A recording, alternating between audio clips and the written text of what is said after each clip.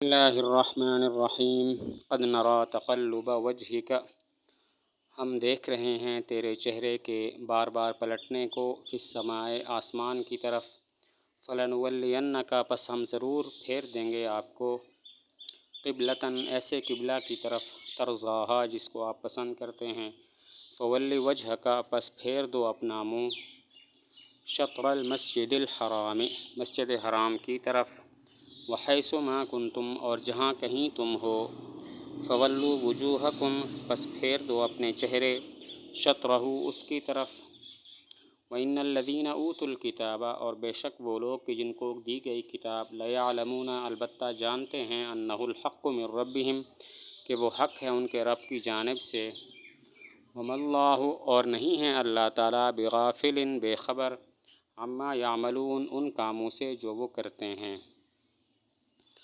قد نرى تقلب وجهك في السماء، جب آپ صلی اللہ علیہ وسلم مدینہ منورہ میں تھے تو اس وقت مسلمانوں کا قبلہ بیت المقدس تھا، اور آپ صلی اللہ علیہ وسلم دل سے چاہتے تھے کہ ہمارا قبلہ بیت اللہ ہو جائے، کعبہ ہو جائے، اور اس تمنا کا اظہار حضور صلی اللہ علیہ وسلم نے حضرت جبرائیل علیہ السلام کے سامنے بھی کیا۔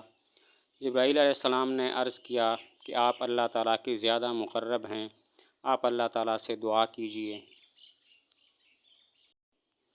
آپ صلی اللہ علیہ وسلم نے دعا کی، اور اس دعا کی قبولیت کے انتظار میں آپ صلی اللہ علیہ وسلم بار بار آسمان کی طرف دیکھتے تھے۔ تو اسی تناظر میں یہ آیت نازل ہوئی، قد نرى تقلب وجهك في السماء کہ ہم آپ کو دیکھ رہے ہیں کہ آپ چہرہ آسمان کی طرف بار بار پھیرتے ہیں۔ باقی حضور صلی اللہ علیہ وسلم کیوں چاہتے تھے کہ بیت اللہ قبلہ بن جائے، تو اس کی چند وجوہ ہیں۔ ایک وجہ یہ تھی کہ آپ چاہتے تھے کہ عرب اسلام کے اندر داخل ہو جائیں، اور عرب کے ہاں قبلہ کعبہ زیادہ محترم تھا، اسی وجہ سے آپ چاہتے تھے کہ بیت اللہ قبلہ بن جائے۔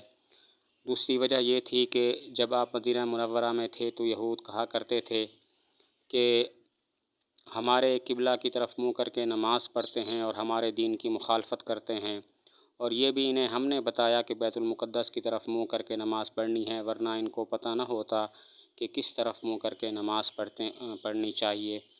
تو یہ باتیں سن کر حضور صلی اللہ علیہ وسلم رنجیدہ خاطر ہوتے، اسی لیے آپ چاہتے تھے کہ ہمارا قبلہ، مسلمانوں کا قبلہ بیت اللہ ہو جائے۔ اور تیسری وجہ یہ ہے کہ آپ صلی اللہ علیہ وسلم کا آبائی وطن مکہ مکرمہ میں تھا، تو چاہتے تھے کہ ہمارا قبلہ بھی وہ جگہ ہو کہ جہاں پر مکہ مکرمہ واقع ہے، یعنی مسجد حرام اور بیت اللہ ہمارا قبلہ بن جائے۔ فَلَنُوَلِّيَنَّكَ قِبْلَةً تَرْضَاهَا ہم آپ کو ضرور اس قبلہ کی طرف پھیر دیں گے جس کو آپ پسند کرتے ہیں۔ نُوَلِّيَنَّكَ یہ تولیہ سے ہے، اور تولیہ کا معنی ہے متولی بنانا یا پھیر دینا۔ پہلی صورت میں اس کا مطلب یہ ہوگا ہم آپ کو بیت اللہ کا متولی بنا دیں گے، یعنی ہم آپ کو قدرت دے دیں گے، اور دوسری صورت میں مطلب یہ ہوگا کہ ہم آپ کا رخ بیت اللہ کی طرف پھیر دیں گے۔ فَلَنُوَلِّيَنَّكَ تولیہ سے ہے، اور تولیہ کا معنی ہے متولی بنانا یا پھیر دینا۔ پہلی صورت میں مطلب ہوگا ہم آپ کو بیت اللہ کا متولی بنا دیں گے، یعنی ہم آپ کو اس پر قدرت دے دیں گے، اس کے استقبال پر قدرت دے دیں گے، اور دوسری صورت میں مطلب یہ ہوگا ہم آپ کا رخ بیت اللہ کی طرف پھیر دیں گے۔ یہاں پر سوال یہ ہوتا ہے کہ قبلتاً سے مراد بیت اللہ ہے، اور بیت اللہ تو معروف ہے، تو پھر اس کو نکرہ ذکر کیوں کیا گیا؟ قبلتاً کیوں فرمایا، القبلۃ کیوں نہیں فرمایا؟ سوال ہوتا ہے قبلتاً سے مراد یہاں پر بیت اللہ ہے، اور بیت اللہ تو معروف ہے، پھر اس کو نکرہ کیوں ذکر کیا گیا؟ اس کو معرفہ القبلہ کیوں ذکر نہیں کیا گیا؟ جواب یہ ہے کہ اس قبلے کا یعنی بیت اللہ کا پیچھے تذکرہ نہیں ہوا، معہود پیچھے مذکور نہیں ہے، نہ صراحتاً نہ ضمناً، اسی وجہ سے قبلتاً کو نکرہ ذکر کیا گیا۔ جواب یہ ہے کہ بیت اللہ کا تذکرہ پیچھے نہیں ہوا، اسی وجہ سے قبلتاً اس کو نکرہ ذکر کیا گیا۔ سوال ہوتا ہے یہ صرف خبر ہے، حکم نہیں ہے۔ فَلَنُوَلِّيَنَّكَ قِبْلَةً تَرْضَاهَا ہم آپ کو ضرور اس قبلہ کی طرف پھیر دیں گے۔ تو جب حکم نہیں ہے تو پھر اس کی خبر دینے کا کیا فائدہ ہے؟ سوال ہوتا ہے فَلَنُوَلِّيَنَّكَ، یہ صرف خبر ہے، حکم نہیں ہے کہ ہم آپ کو اس قبلہ کی طرف پھیر دیں گے جس کی آپ تمنا رکھتے ہیں۔ تو حکم سے پہلے خبر دینے کا کیا فائدہ ہے؟ جواب یہ ہے کہ اس کا فائدہ یہ ہے کہ تاکہ دل 2 مرتبہ خوش ہو جائے۔ ایک مرتبہ یہ کہ اب آرزو پوری ہونے والی ہے، دوسری مرتبہ جب حکم نازل ہوگا کہ اب قبلہ تبدیل ہو گیا ہے۔ جواب یہ ہے کہ اس خبر دینے کا فائدہ یہ ہے کہ دل 2 مرتبہ خوش ہو جائے۔ ایک مرتبہ کہ یہ سن کر کہ آرزو پوری ہونے والی ہے، اور دوسری مرتبہ یہ حکم سن کر کہ اب تحویل قبلہ ہو گیا ہے، تمہارا قبلہ تبدیل ہو گیا ہے۔ ترضاہ، جس کو آپ پسند کرتے ہیں، یعنی آپ بیت اللہ کو پسند کرتے ہیں کہ وہ قبلہ بن جائے، اور پسند کرنے کی 2 وجہیں تھیں۔ پہلی وجہ یہ کہ اس میں کافی دینی مصلحتیں تھیں، اور دوسری وجہ یہ ہے کہ تاکہ لوگوں میں امتیاز ہو جائے کہ کون آپ کی پیروی کرتا ہے اور کون پیروی نہیں کرتا۔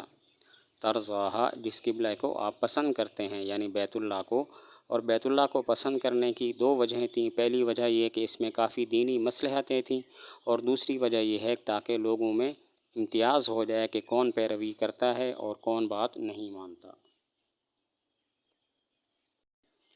فَوَلِّ وَجْهَكَ شَطْرَ الْمَسْجِدِ الْحَرَامِ، یعنی جس جانب مسجد حرام ہے اس جانب کی طرف اپنا رخ پھیر دو۔ مسجد حرام کی وجہ تسمیہ یہ ہے کہ اس میں شکار کرنا، قتال کرنا، درخت کاٹنا وغیرہ یہ چیزیں حرام ہیں، اس لیے اس کو مسجد حرام کہتے ہیں۔ فَوَلِّ وَجْهَكَ شَطْرَ الْمَسْجِدِ الْحَرَامِ، یعنی جس جانب میں مسجد حرام ہے اس جانب کی طرف اپنا رخ پھیر دو۔ مسجد حرام کی وجہ تسمیہ یہ ہے کہ اس میں شکار کرنا، قتال کرنا اور درخت کاٹنا وغیرہ حرام ہیں۔ سوال ہوتا ہے قبلہ کعبہ ہے نہ کہ مسجد حرام، پھر کیسے فرمایا فَوَلِّ وَجْهَكَ شَطْرَ الْمَسْجِدِ الْحَرَامِ، مسجد حرام کی طرف اپنا رخ پھیر دو۔ سوال ہوتا ہے قبلہ کعبہ ہے نہ کہ مسجد حرام، پھر کیسے فرمایا فَوَلِّ وَجْهَكَ شَطْرَ الْمَسْجِدِ الْحَرَامِ، مسجد حرام کی طرف اپنا رخ پھیر دو۔ جواب، یہ اشارہ ہے اس بات کی طرف کہ جو کعبہ سے دور ہو اس کے لیے قبلہ جہت کعبہ ہے، آن کعبہ نہیں ہے۔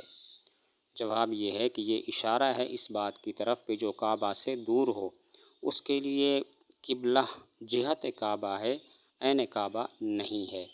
تو مسجد حرام کی طرف رخ کرنے سے بھی جہت کعبہ کا استقبال ہو جاتا ہے، اسی وجہ سے فرمایا فَوَلِّ وَجْهَكَ شَطْرَ الْمَسْجِدِ الْحَرَامِ۔ پھر سوال ہوتا ہے کہ پورے جسم کا استقبال قبلہ ضروری ہے نہ کہ صرف چہرے کا، تو پھر صرف یہاں پر چہرے کا ذکر، وجہ کا ذکر کیوں ہے؟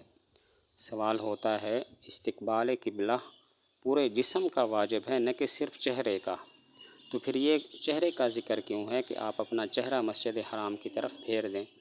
جواب یہ ہے کہ چہرے کا ذکر اس لیے ہے کہ چہرہ اشرف الاعضاء ہے، اور چہرے ہی کی وجہ سے لوگ ایک دوسرے سے ممتاز ہوتے ہیں، پہچانے جاتے ہیں۔ جواب یہ ہے صرف چہرے کا ذکر اس لیے ہے کہ یہ اشرف الاعضاء ہے، اور نیز صرف چہرے ہی کی وجہ سے لوگ ایک دوسرے سے ممتاز ہوتے ہیں اور پہچانے جاتے ہیں۔